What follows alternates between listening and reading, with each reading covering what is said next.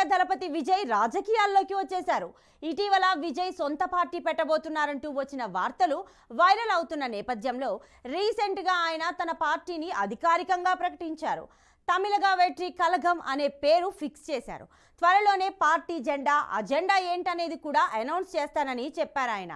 Vijay political entry పట్ల fans హ్యాపీగా ఉన్నా తమిళ ఇండస్ట్రీతో పాటు తమిళ ప్రజల్లోనూ భిన్న స్వరాలు వినిపిస్తున్నాయి.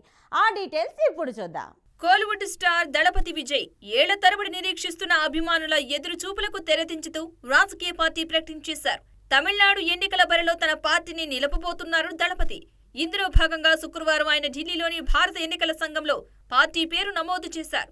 పార్టీకి తమిళగా వెట్రి కళగం అనే పేరు పెడుతున్నట్లు అధికారికంగా ప్రకటించారు. కొద్ది రోజులుగా ప్రజలతో మమేకమవుతూ విరివిగా సేవా కార్యక్రమాలు చేస్తూ వస్తున్న విజయ్ ఇప్పుడు ప్రత్యక్ష రాజకీయాల్లోకి రావడంతో విజయ్ అభిమానులు సంబరాలు చేసుకుంటున్నారు. త్వరలోనే తమ పార్టీ అజెండా తెలియజేస్తామన్నారు విజయ్. అయితే వచ్చే పార్లమెంటు ఎన్నికల్లో పోటీ చేయడం లేదని, 2026 తమిళనాడు అసెంబ్లీ ఎన్నికలే తమ టార్గెట్ అని, అవినీతి నిర్మూలనే తన లక్ష్యమన్నారాయన. విజయ్కి చెందిన మక్కలి ఇయ్యక్కం అభిమాన సంఘాన్నే రాజకీయ పార్టీగా మార్చినట్లు తెలుస్తోంది.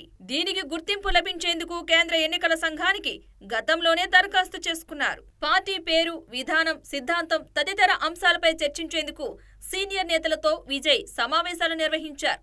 ఇందులో సదరు రాజకీయ పార్టీకి విజయ్ని అధ్యక్షుడిగా ఏకగ్రీవంగా ఎంపిక చేశారు. రాజకీయాల్లోకి వచ్చిన స్టార్లంతా ఎంజీఆర్, జయలలిత కాలేరని, రజనీకాంత్ సైడ్ అయిపోయారు. కమల్ హాసన్ మాత్రం రాజకీయాల్లోకి వచ్చి ఏం చేశారు, ఇప్పుడు విజయ్ వచ్చి కొత్తగా చేసేదేముంది అనే కామెంట్స్ వినిపిస్తున్నాయి.